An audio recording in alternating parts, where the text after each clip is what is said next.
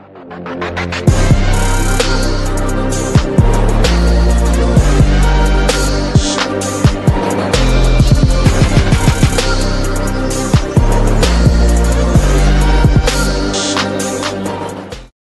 Andre Huey. Welcome to From the Sidelines, the first ever edition right here on TVC Channel 40. I will be your host for this program for today. Sitting in for who is supposed to be the usual host, Kenneth Bob, who wasn't able to make it for today's show. Now, today's show is the first show, but we're actually recapping the year 2023 because of the time in which we are debuting the show. And we're certainly looking forward to the discussion.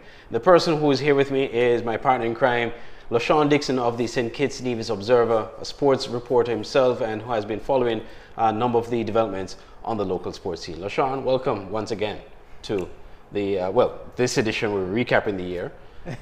Yes, well, thanks for having me on the first edition of the show, and also thanks for having me again for a recap of the year right, in sports. Right, because you're a usual suspect. We always recap the year and looking back at the year of sports. All right, we're going to start off with one of the sport that certainly remains a dominant sport in St. Kitts and Nevis, and certainly had a lot of high points for the year 2023, and that's football. Yeah. And I guess the best place to start is with the St. Kitts Nevis national team qualifying for the Gold Cup. What were your thoughts when that momentous occasion, that historic moment occurred back in the summer of 2023? Well, I remember staying up late into the night watching the penalty shootout, and when the kick from Mervyn Lewis hit the back of the net, I remember screaming out loud, waking up the neighborhood. But I feel it was the greatest ever achievement by the St. Kitts and Nevis national team from a football perspective, considering that we have been striving to go to the Gold Cup for probably more than 20 years, and every time we seem to almost fall short. But this time around, we found the strategy, the plan, it clicked this time around, and we got there. And as I said, it's the greatest achievement in the history of St. Kitts and Nevis football to get to the Gold Cup. Without a doubt. And how we got there too, I think, was also quite telling, because I know some persons feel like, well, because in both games we won on penalty kicks. Yep. And some people felt, oh, well, we won on penalty kicks, we were lucky to get to that stage. But I think you also have to look at who it is that we actually beat. Yep. You beat a team like, before we even get to French Guiana, we had to get through Curacao. Yes. A team that has been to the Gold Cup before, a team that is considered highly rated in CONCACAF and has done well. And in fact, both teams at the time when we met them were ranked higher than us. Yeah. So to beat them is an accomplishment in and of itself. Yes, and they're two teams that always seem to be a thorn in our side. Especially French Guiana. Yeah, especially French Guiana. And to finally get over the hump, I think it was a great achievement.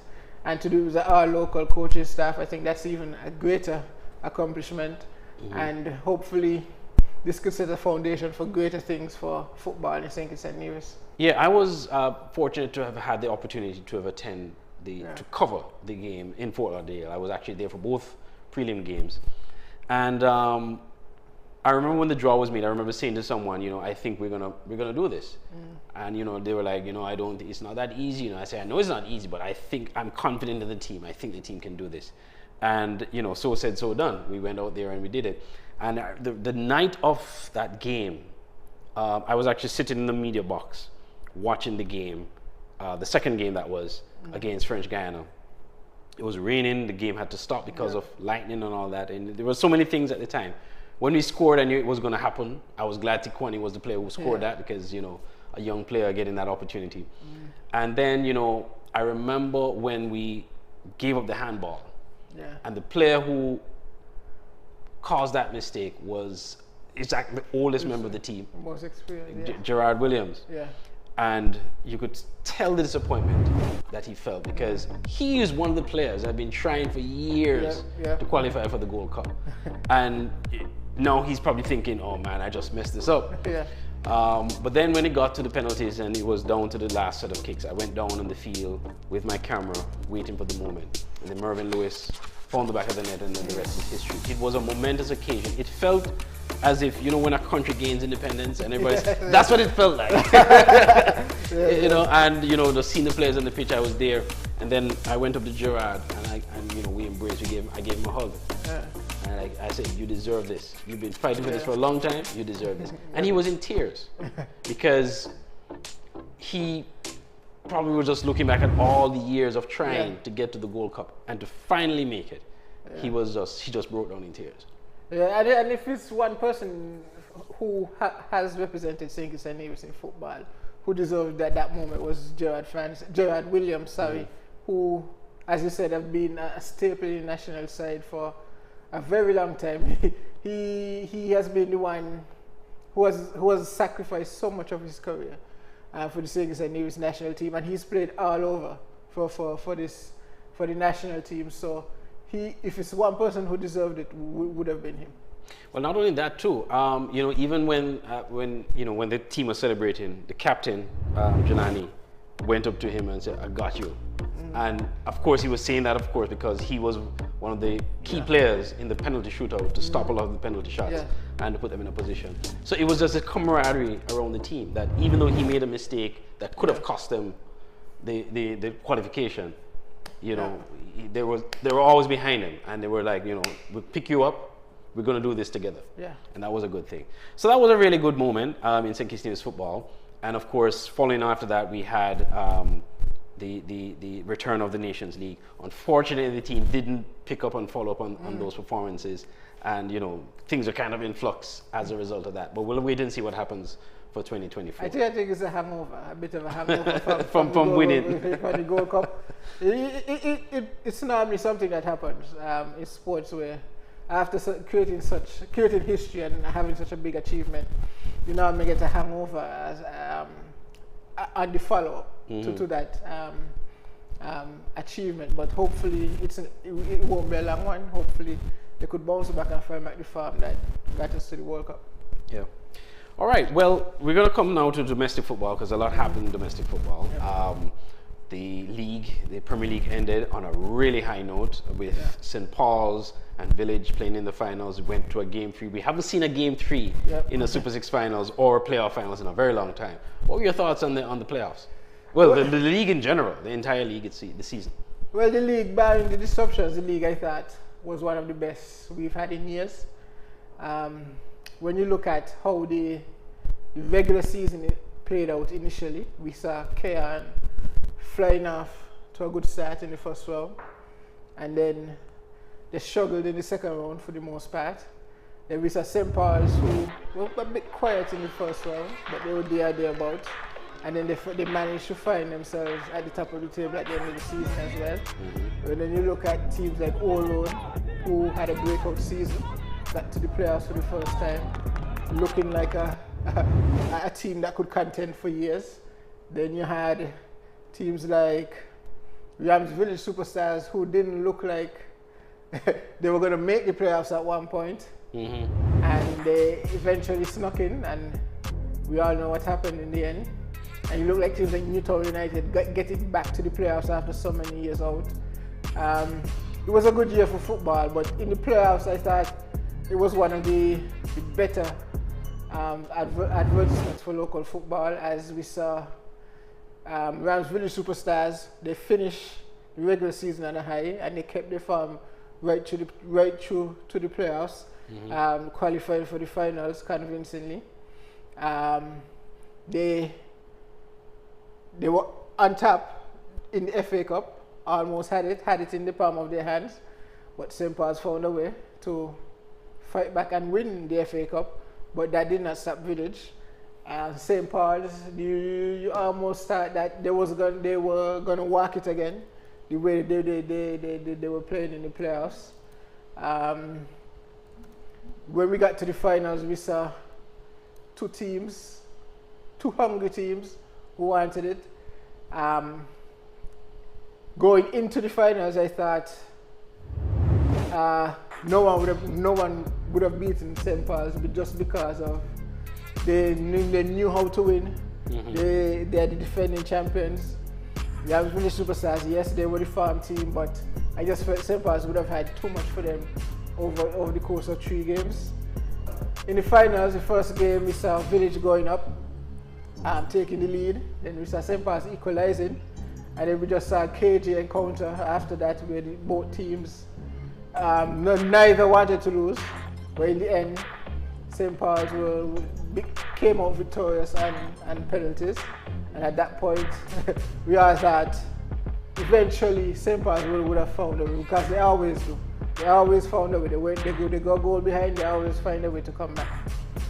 The second game, game 2, Village went ahead again. St. Paul's found the equalizer again. But then a strong second half from Village gave them a strong extra time, Right, yeah. Strong extra time performance from Village. Gave them the edge, put them over the top in game 2 to force a game 3. Yeah. And then game 3, while it was a 0-0 affair, so it was one of the best 0-0 games. It was very competitive. It was a very, very good 0-0 game. Yeah. It came down to penalties, and it came down to the 22nd player of the 22 that was on the field. That last kick to decide it, and the Watley from St. Paul's put the ball over the crossbar, and Village won the 6th Premier League title. It's amazing, and as you said, it's a great advert for local football and a great way to cap off the season, because the season itself was so exciting. Yeah. And kudos to the SKNFA for having the games in various communities. Yeah. Trying to introduce a home and away format. You know, it really brought people back out to football in the communities as well. I mean, when you go to Old Road, I remember some games that stand out in my mind. I remember Old Road was playing, I believe it was Keon in, actually, yes, it was Keon in, no, it wasn't Keon. Let me rephrase that. I remember watching Old Road play, St. Peter's. They played St. Peter's in Old Road, in Birchhouse. Yeah. On the field, and the atmosphere was electric. Old Road, they went down, St. Peter scored early, and then the Old Road came back and won the match in the second half. They had a brilliant second half and won the game, and it was just electric. Children, adults, people over there just celebrating. It was just unbelievable. The game that stood out for me though in the regular season was a game in Keon. Of course, Keon was on a high in the first round. They were winning all their games, and they were playing St. Paul's. Yeah, that game, yes. Oh, that was one of my favorite games. That game was amazing. It felt like a playoff game. Yeah. It was an exciting match. The crowd was there. Of course, Keon won that game. The home crowd support was just there. It was amazing. And of course, when you go to St. Paul's fans on a different level. Yeah. But it was just good to see fans coming out in their numbers to the games in the various communities. So that was a good initiative, and so long may it last. We hope to see more of it. Hopefully the other teams can also get their fields in place so that they can also host games. And so it was just fantastic. We also saw some great goals. One of the goals that stand out in my mind was a goal scored by a player from Bath. His name slips me right now. Chris Brown, I think his name is. In Keon again. I think I said that. Yeah, that it was early in the season. It was against Keon, and Keon had them up, I think 2-0 at the time. Yeah. And he scored a goal almost from the center circle. Yeah. And it was just brilliant goal. So overall, I thought this was a great season. This was a great way to recover from COVID, because the season previous was a continuation of the 2021 season. So this was a great way to start off the season. It wasn't perfect, but it wasn't. Despite the imperfections, it was a good season. Yeah. All right. So we're going to take a break. When we come back, we're going to continue our discussion on football, and we're going to segue into the other sports locally as well as international sports. We're going to talk about the Women's League and how that went when we come back. You're watching From the Sidelines, the Year in Review edition. We're recapping the year 2023. We'll be right back.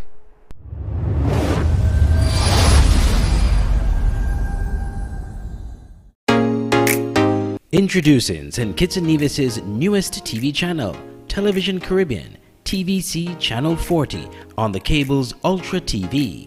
TVC promises to deliver the finest in television broadcasting in St. Kitts and Nevis and the Caribbean, with some of the best local programs in news, sports, and entertainment.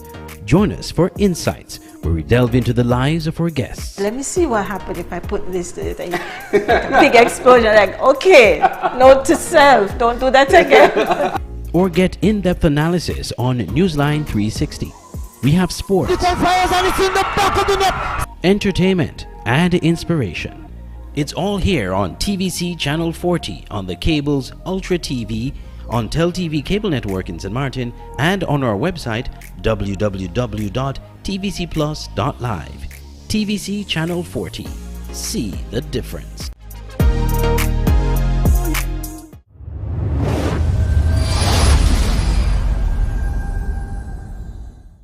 Welcome back to From the Sidelines, the Year in Review edition. I'm your host, Andre Huey. First edition of From the Sidelines, or a sports show here on TVC Channel 40. And what do you know? The first episode, we are discussing the busy year of sports for 2023, both locally, regionally, as well as internationally. Our guest is LaShawn Dixon, who is a reporter with the St. Kitts Nevis Observer, and someone who we always rely on for his insights into how things are in the world of sports. So we were talking about football before the break. We talked about the domestic league, the Premier League in particular, as well as the success of the national team, the Sugar Boys, qualifying for the Gold Cup for the very first time.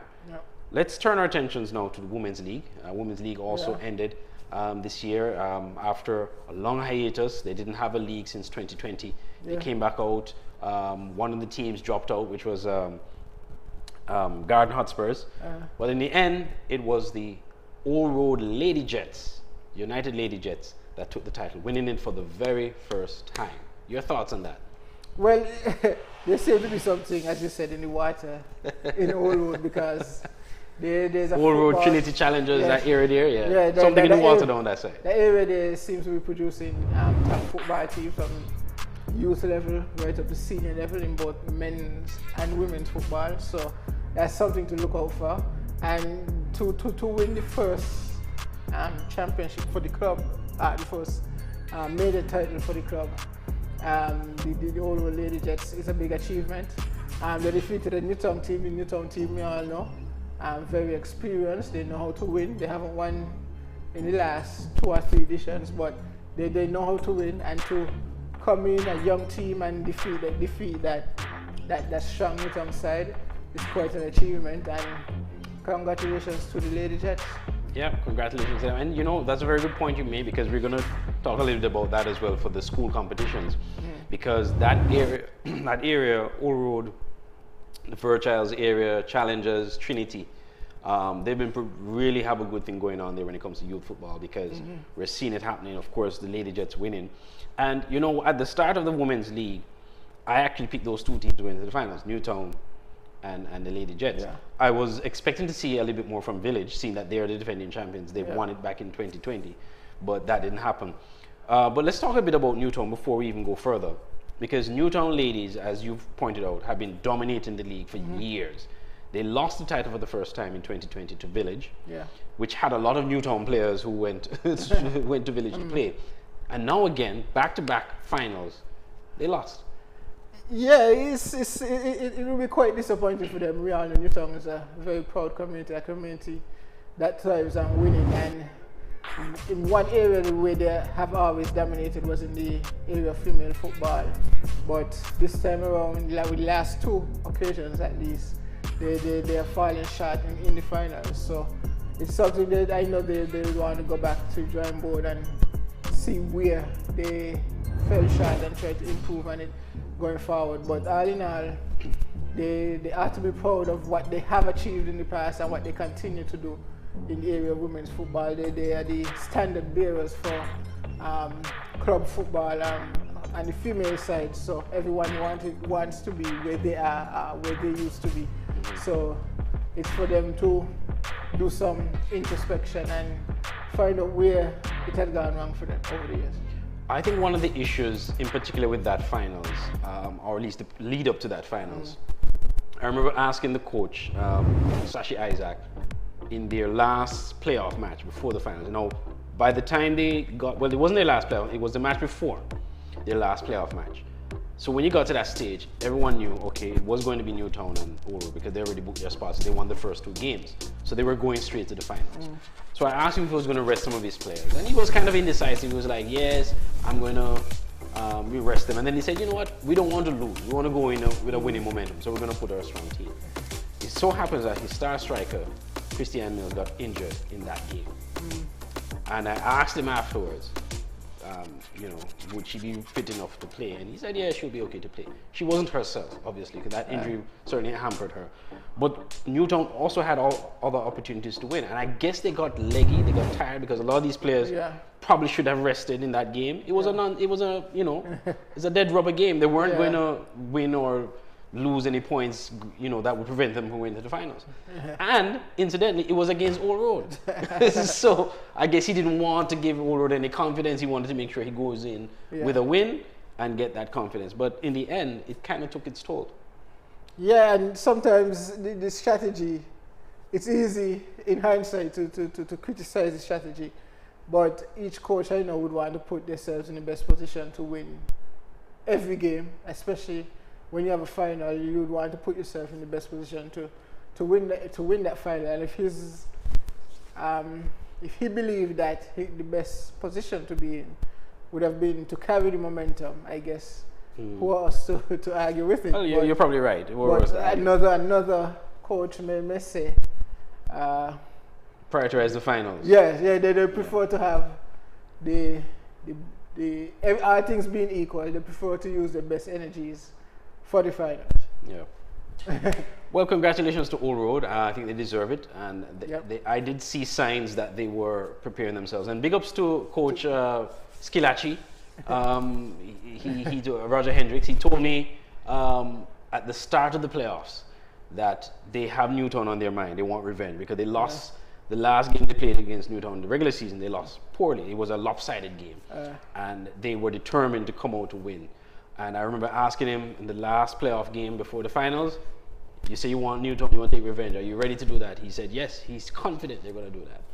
And they went the distance. Newtown had an opportunity though. They had a penalty in extra time, and they missed it. So again, going back to fatigue, as I was saying earlier, that may have played a role. That's how the cookie comes sometimes. Yeah. All right. Before we move on from football, we have to talk about youth league. And you said earlier, and you made reference to the fact that the Trinity, Virchilds, Old Road area seem to be doing very well. So let's start with the school football. Kudos to the sports department and the SKNFA for getting school football back after a long time due to the COVID-19 pandemic. We've seen Tyrrell Williams from that area. They won the primary school championship. Virchilds made it to the finals of the under 14 and under 16. They didn't win. I don't think they won both. They lost both matches. The under 14 they lost to CFBC, I believe. Under 16 they lost to CFBC, right? So, but at least they made it to the finals. On top of that, if you want to also add the fact that their under 17 team, the same weekend when they went to the finals of the under 14, the same weekend they were in the finals of the under 17 in the SKNFA Youth League. Something is happening in Old Road, Trinity, Virchilds area that we don't know about. Something positive football-wise is definitely happening in that area. It's an area to look out for years to come, because we also see the Old Road Jets, the men's team, making it to the playoffs for the first time and finished third. And they look like a team that could contend for years. Some of the players that they have there, if they could keep them together for a very long time, look like a team that could contend for years and years and years to come. So that's an area to watch. And that's an area to look out for. Yeah, certainly. Well, kudos to the people of Virchilds and Old Road and Trinity and Challengers. You're doing a fantastic job, because it's showing in the youth football, it's showing in the school level, it's showing at the youth leagues. Unfortunately for the St. Thomas Trinity Strikers team, the under 17 team, they weren't able to get over the hump. They lost to Keon on penalties. Keon were the favorites nonetheless, and so congratulations to Keon for winning. Speaking to the Keon coach, Alken Richards, he said a lot of the players are still going to be around for next season, so they're looking to dominate the under 17 league for some time to come. What's it about Keon's youth setup that keeps them going so well? They're also into the playoffs of the under 15 as well. Well, I think the issue is in Keon, there's always an interest for football amongst young people. If you go to the St. Mary's Park at any time, especially now with the school is closed, you'll always find youngsters playing small goal football, they're playing some sort of football. So there's always the interest, there's always the community vibe that wants the community to do well in football. So within the community, it's another area where football is strong, is alive. It's another area to look out for years to come, because even we see the 40K Rockets, a relatively young side, and how they dominated the Premier Division for the first round at least. And it's something to look out for, especially those two areas, Kean and Allwood, two areas to look out for. Yeah, definitely. And again, with the Trinity Strikers, I was surprised when the manager of the team told me they don't have a coach. They literally don't have a coach, and he's pleading to the community for anyone there. He said that the most coaching they do get is when they play with the school team, so they have a school coach. But when it comes to the club, at the club level, at least at the under 17 level, they don't have a coach. So if they didn't have a coach and they made it to the finals and did that well, imagine if they had a coach that could guide them. Yeah, and that's big, because the coach is the one who would lead them and who would be the one to stand up for them when anything is against them. So not having a coach and doing that well speaks to the character of the players from that area. But the handling of these players going forward would always be, should always be of paramount, because they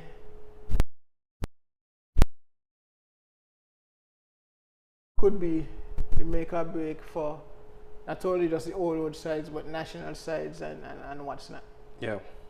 All right, before we go on a break and before we end the football topic, we have to talk about the fact that St. Kitts and Nevis hosted for the very first time the CONCACAF Club Shield. That was a huge deal. Yep. The CONCACAF Club Shield, for those who don't know, it's like, if you follow European football, it's like the Europa League of Caribbean club football. Yeah. It's a big thing, and it's a big club competition, which for the first time, like we said, is hosted here in St. Kitts and Nevis. You've covered some of the games, and you've seen some of the teams that have played. Our very own St. Paul's played, but they didn't do so well. Well, they didn't do so well, but they had opportunities. They looked good for the most part in all of the games. They could have, and another day, they could have easily progressed from their group, but that's not how the sport works. There was a lot of complaint about the turf, the fact that they used the technical. They played all their games at the technical center. They were not accustomed to the turf, but so it affected their play. In sports, you have to be adaptable. Wherever you're playing, you have to try and adapt. Yes, it may not suit you, but if you're a one-trick pony, you will go extinct eventually. Using the turf, I don't see it as an excuse, but I felt that they could have. I felt like they were good enough, but just that it didn't come together at each night of the when they played of the competition. But all in all, it was a good competition.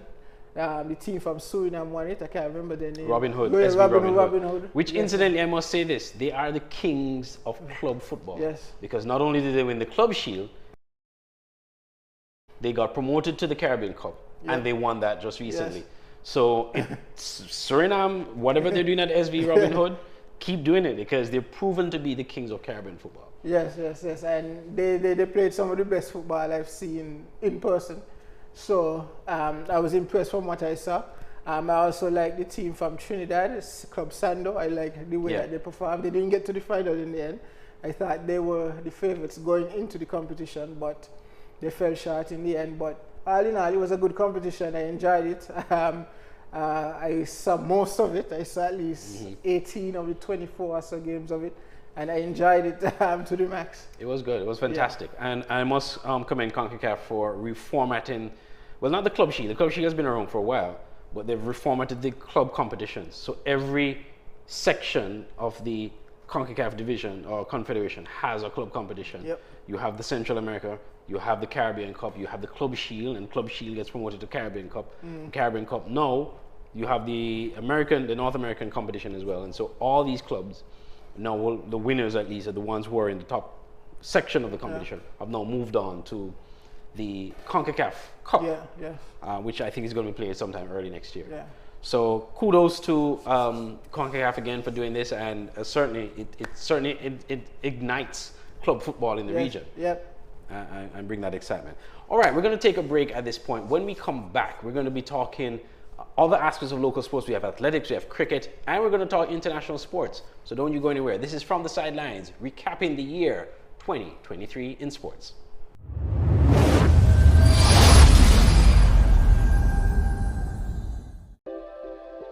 At Digital Print Plus and Crafted by Design, we're thrilled to be your go-to print shop located in the heart of Bastille. From essential services like printing, copying, and laminating, to a diverse array of school supplies, arts and craft materials, and office essentials, we've got you covered. Don't fret, Digital Print Plus and Crafted by Design are here to stay and ready to be your trusted partners for all your printing and craft supply needs. Ready for a visit? Find us at the corner between Dillio and Princess Street. Just look for the vibrant pink and yellow building with white doors. We can't wait to welcome you to our creative haven. Introducing St. Kitts and Nevis's newest TV channel, Television Caribbean, TVC Channel 40 on the cable's Ultra TV. TVC promises to deliver the finest in television broadcasting in St. Kitts and Nevis and the Caribbean, with some of the best local programs in news, sports, and entertainment. Join us for Insights, where we delve into the lives of our guests. Let me see what happened if I put this to it. Big explosion, like, okay, note to self, don't do that again. Or get in-depth analysis on Newsline 360. We have sports, entertainment, and inspiration. It's all here on TVC Channel 40 on the cable's Ultra TV, on TelTV Cable Network in St. Martin, and on our website www.tvcplus.live. TVC Channel 40. See the difference. Online radio has never been this great. It's Voice of the Caribbean Radio at voiceofthecaribbean.net. Tune into Voice of the Caribbean Radio for great Caribbean programs, news, entertainment, sports, and current affairs. Wake up each morning and be inspired with One Day at a Time with Kim Huey. Stay abreast with news across the Caribbean and internationally with the Caribbean News Hour, and be entertained with shows like Reggaeville, Caribbean Classics, and Jive Music Show. Visit our website or listen us on TuneIn Radio. There is so much more on Voice of the Caribbean Radio, reaching the Caribbean and beyond. Check website for program schedule. The SKN Newsline website now offers you more news. Log on to www.sknnewsline.com for local, regional, and international news. You can also watch the latest newscast and keep abreast with news in sports, all from sknnewsline.com. That's www.sknnewsline.com. News at your fingertips.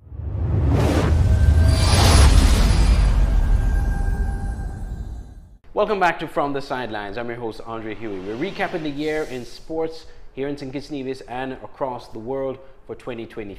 And I'm telling you, it was an amazing year in sports. We started off the first two segments. We spoke extensively about football, looking at what happened domestically as well as on the international scene. But guess what? Cricket was also high on the agenda. Jazara Claxton, the young cricketer from St. Kitts and Nevis, a teenager doing some big things in women's cricket. She, the start of the year, played in the Under-19 World Cup, becoming the first Leeward Islander female cricketer to play for the West Indies team. Then, we talk about later on in the year, in the summer, she got featured on the Barbados, the women's CPL cricket team, which won the title. So she's now a champion as well. So kudos to Jazara Claxton. LaShawn, our guest today on the show, Jazara, an amazing athlete. Yes, an amazing year for her because, as you said, she started the year playing in the first ever Under-19 Women's World Cup, ICC Under-19 Women's World Cup, played in South Africa. She played for the West Indies team, ironically, a team coached by our very own Steve Leibert. She also featured for, as you said, the Barbados Royals, where she was part of the team that won the women's CPL, the second ever women's CPL. But her accomplishment didn't even stop there, because in between those two achievements, she played for the Leeward Islands senior team for the first time, and she had a very good all-round tournament. And then in the summer, she captained the Leeward Islands under-19 team, and she did well there as well. And amongst all that, she still managed to become Victrix Odorum at the high school championships early up in the year. Yep. And she also went to Carifta Games. Carifta Games, yeah, and almost medaled. She medaled, but she was disqualified in the end. Yeah. So, as you said, and she also won the women's league with the Lady Jets. Oh, yes, with Lady Jets. In fact, she came out just in time to play the finals. Yes, she also just in time to play the finals. She also won the Women's Premier League with the Lady Jets. And that wasn't it. It's still because she got selected to tour Pakistan with the West Indies A team, where she played the last ODI, where she became player of the match, knocking off the top out of the Pakistani batting, and leading West Indies her bowling effort, led the West Indies team to a series win. She went on to the T20s in that same tour, and she did well again. And the future bodes well for that young lady. Yeah, as you said. The thing about it too is that she's so talented because you pointed out that she does track. Yep. She actually medaled at Carifta before in the previous season, and she also plays football. Yeah. And I remember when she debuted for the women's team in 2022, she had some excellent performances. There's a goal she scored against Guatemala to this day. I rate it as one of the best goals I've seen scored by either man or woman. She was so instinctive. The ball came in, it was going behind her, and she just spun around and just backheeled the ball into the back of the net. So, I mean, she's talented. She has a plethora of choices. She can choose to be a track athlete. She can choose to be a cricketer. She can choose to be football. Right now, cricket seems to be the main avenue for her, and the one that will give her that professional track much faster. Yeah, and as you said, the professional track much faster. Recently, CWI announced central contracts for all cricketers, men's and women's, and I was kind of shocked that she wasn't considered. I guess because of her age. Well, he had players who she played under 19 with, who were given central contracts. So I was kind of baffled that she didn't receive a central contract from CWI. But as I said, the future is bright for her in cricket. Next 18 months, I could see it being big for her, even bigger than what she already achieved this year. Next 18 months is big because next year there's the Women's T20 World Cup. And then in early January 2025, there's the Women's Under-19 World Cup again, which I think she will be qualified for still. And then after that, there's the Women's 50 Overs World Cup. So the possibility of her making a West Indies team is there. That's a space we have to watch because she could be the first person from. Yeah, I was just thinking that. The first to wear the maroon of West Indies. That would be amazing. That would be amazing. But yeah, kudos to her. I'm sure her parents are proud of her and probably trying to figure out what's the best path for her. But like we said, I think cricket is actually the best place for her. Yeah, cricket probably is the best part. But how talented she is, she can't go wrong. Yeah. Whichever one she chooses, she'll be good. Yeah. Well, congratulations to her. And since we're talking about that, we can then segue into T20 because in the CPL, because there was a lot of discussion this year about St. Kitts player playing on the Patriots team. Now this discussion only comes out, LaShawn, when Patriots are not doing well. When they're playing well, you hardly hear anybody talk about that. But fairness to the fans, yes, you have a franchise here, you'd like to see more local players playing here.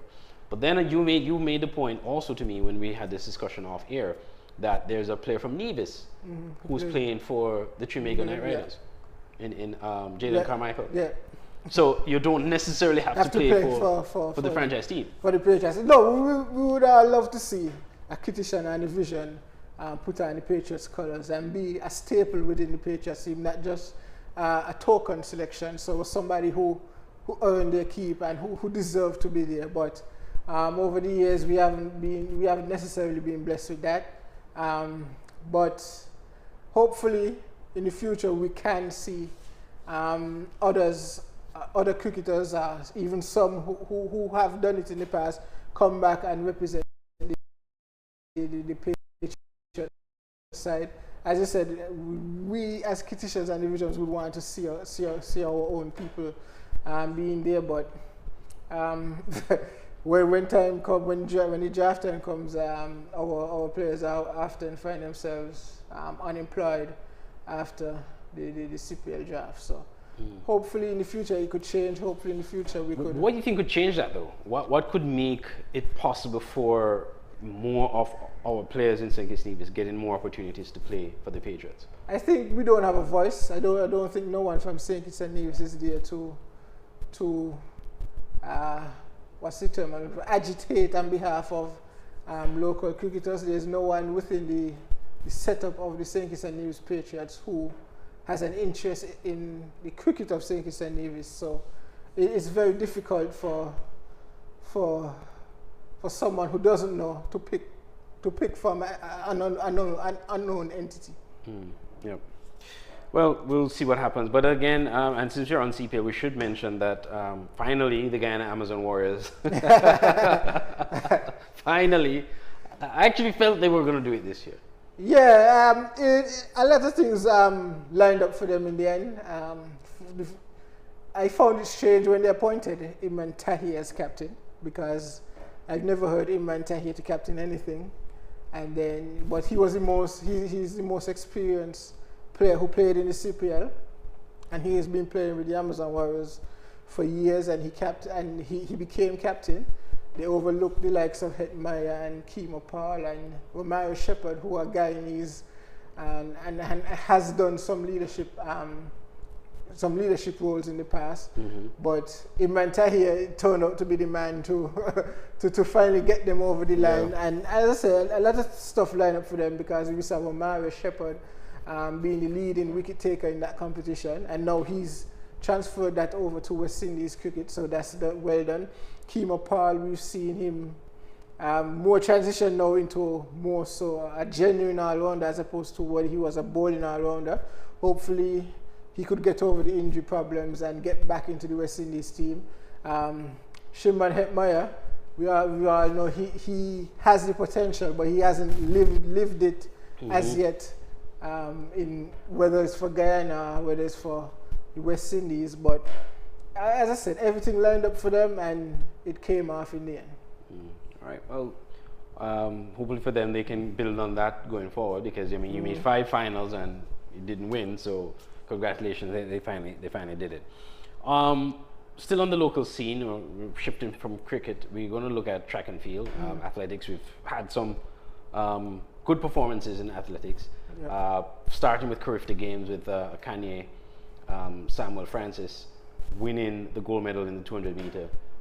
Excellent performance. He's also another athlete to watch close, student athlete to watch closely, because just like Jazara, he's very talented, he plays football and he runs track, and he does well at both. Talk to us about that performance. Well, he delivered a top performance in the under 17 400 meter hurdles for St. Kitts and Nevis at the Carifta Games this year. It's an amazing achievement, and as you said, he's a talented athlete, because I've been hearing his name being called for football, school football, and in the local village, leagues. Plays a village.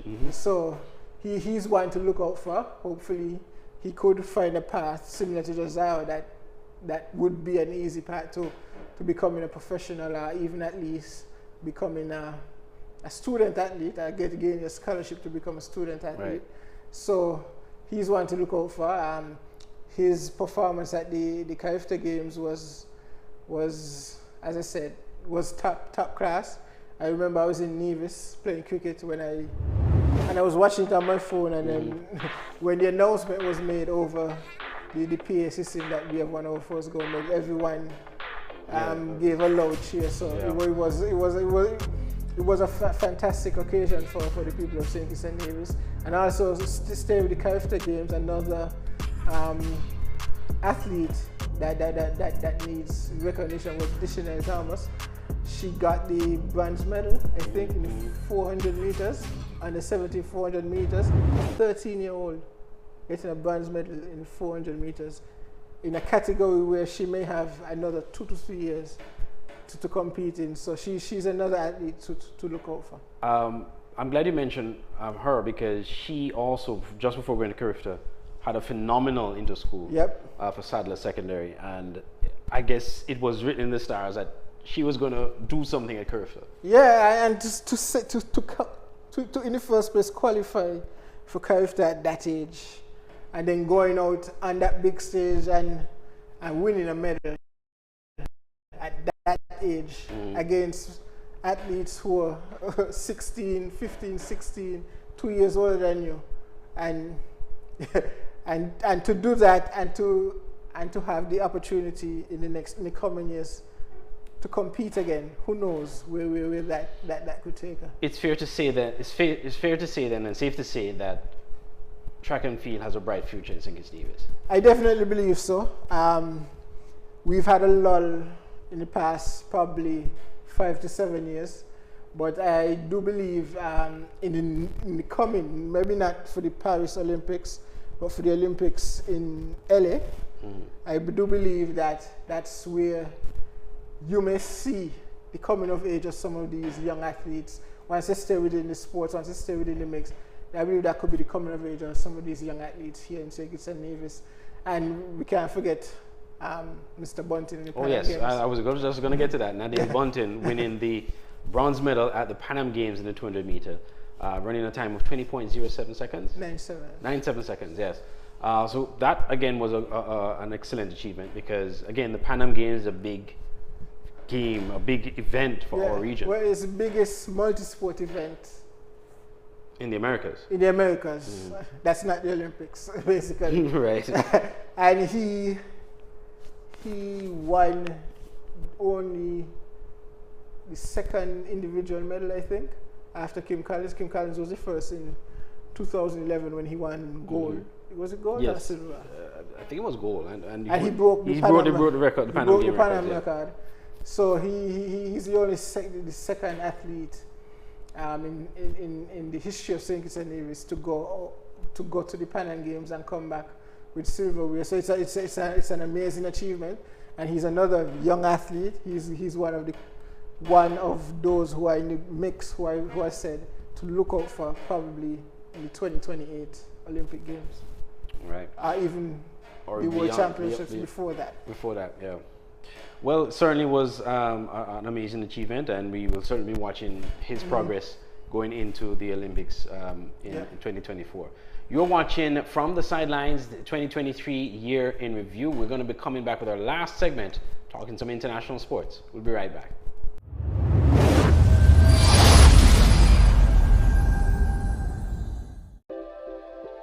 At Digital Print Plus and Crafted by Design, we're thrilled to be your go-to print shop located in the heart of Bastille. From essential services like printing, copying, and laminating, to a diverse array of school supplies, arts and craft materials, and office essentials, we've got you covered. Don't fret, Digital Print Plus and Crafted by Design are here to stay and ready to be your trusted partners for all your printing and craft supply needs. Ready for a visit? Find us at the corner between Dillio and Princess Street. Just look for the vibrant pink and yellow building with white doors. We can't wait to welcome you to our creative haven.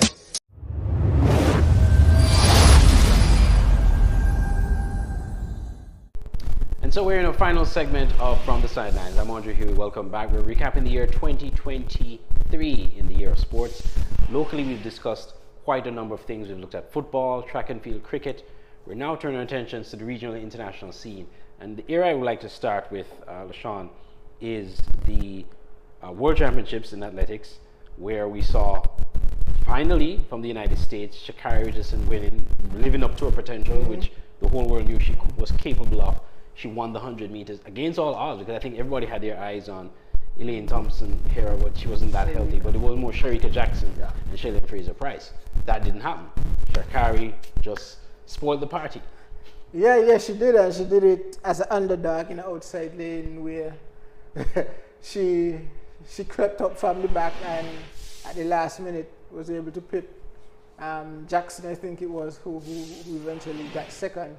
And it was a big achievement, and she definitely deserved it. She definitely, she had it. She has been the brunt of a lot of ridicule by Jamaicans and us in the Caribbean, but she put that behind her, and she came out and she won the World Championships, which capped off a good season for overall, because even before that she was doing really well in the 100 meters, and to cap it off with a win in the World Championships, the biggest stage outside of the Olympics. She definitely deserves some plaudits. Yep.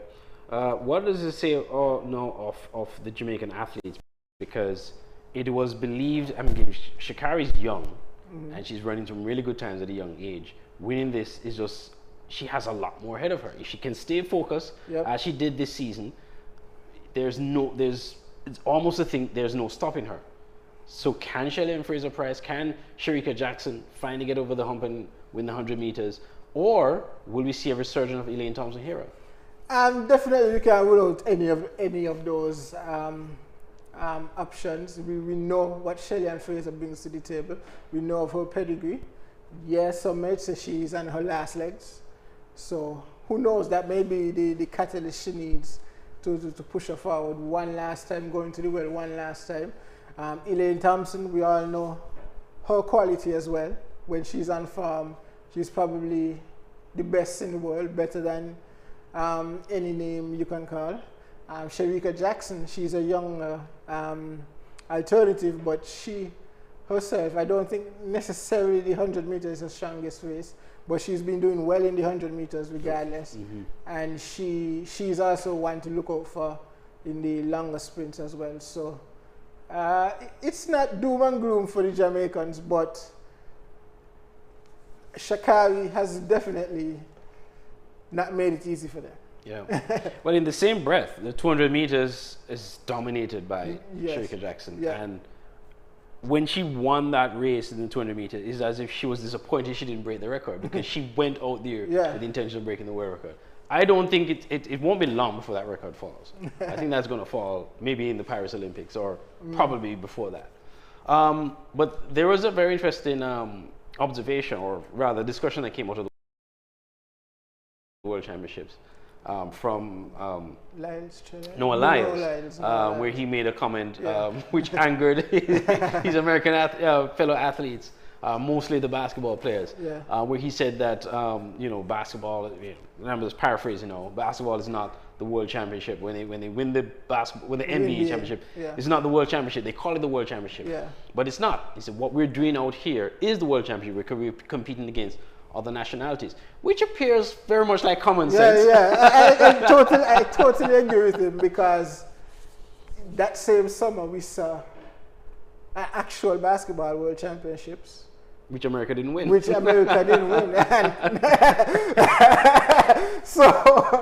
So I actually agree with his comments that in order for you to be a world champion, you have to beat everyone, other representation from other countries, in order to claim that glory. But what do you think about the argument that has been made that the NBA is the best league in the world, the best players in the world play in the NBA, and so by extension, if you win, you're the world champion? Yeah, but still, I still believe you have to do it on the field of play, because paper don't win your games. Well, that argument to me never made any sense, because Jokic won the NBA championship with the Denver Nuggets. What country would the Denver Nuggets be representing? USA. Precisely. Yeah. The point guard is from Canada. Yeah. Jokic is from Serbia. How do you create a world championship from that? These are different players from different from different countries playing on the same team. Yeah. You're not competing against Slovenia or Serbia or the UK. Yeah. You're competing against a club, and that's why it's called the National Basketball Association, NBA. Yeah, it's not a global basketball. It's not a global basketball competition. And when they had the opportunity to do that, they didn't win. But yeah, kudos to Noah Lyles for be brave enough to say it, because And I'm glad there's another American who said it too. All right, moving on from athletics. Of course, football, you know, we had its moment with the Gold Cup. But let's also take a look at what happened in the NBA basketball. We just mentioned Jokic winning the Denver Nuggets. He's been winning a lot of plaudits because his style of play as a big man is so dominant. Yeah. And he's not just the kind of big man who he can shoot jumpers. Yeah. He can shoot from outside. He does everything. Yeah, and some may say if he played a different era, would he have been a big man? Maybe because in this NBA where it's smaller, he has to be a big man. But because of his skill set, if Magic Johnson played in this era, would Magic Johnson have been a point guard or a big man, being 6'9", 6'10"? So the questions were if Jokic played a different era, would he be a center? Would he be play another position where he have more impact, more handle of the ball or something like that? But the era speaks a small ball, and you want to have athletes on the floor who could run the floor and do whatever. And he not being a great athlete himself, at least athletically, he doesn't have great athletic prowess, but he has skill, technical skill, individual technical skill, and he uses that to his advantage to dominate NBA games against some of the greatest athletes out there. Yeah, and we've seen some teams as well, and we must talk a bit about it because it's the first year it happened. The NBA in-season tournament, which is run by the LA Lakers. I love the idea of the in-season tournament because it gives teams something else to play for other than just the NBA championship. There's some teams who will never smell an NBA championship anytime soon. Yeah. So the in-season tournament is an opportunity for you to get something. We saw the Indiana Pacers looking really, really good.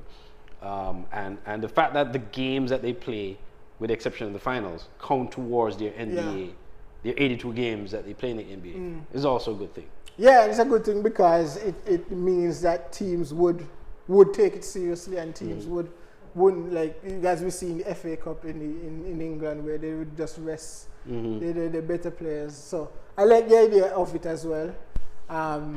Probably I would say it needed more definition where you knew that the in-season tournament was being played tonight, because many times when I looked at the schedule, I thought it was just regular season games, and then when I was watching, I realized, it's in-season tournament. So I guess definition. I think they did say Fridays and the Tuesday games were going to be the in-season tournament games.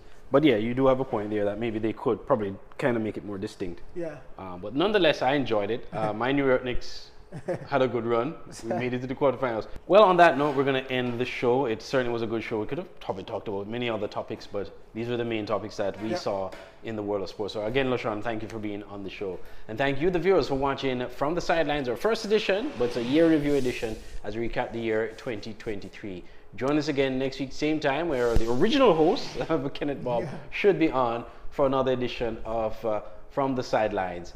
Do have yourself a wonderful holiday season, and we look forward to seeing you in the year 2024. All the best for the new year. Thanks for watching, and stay tuned to TVC Channel 40.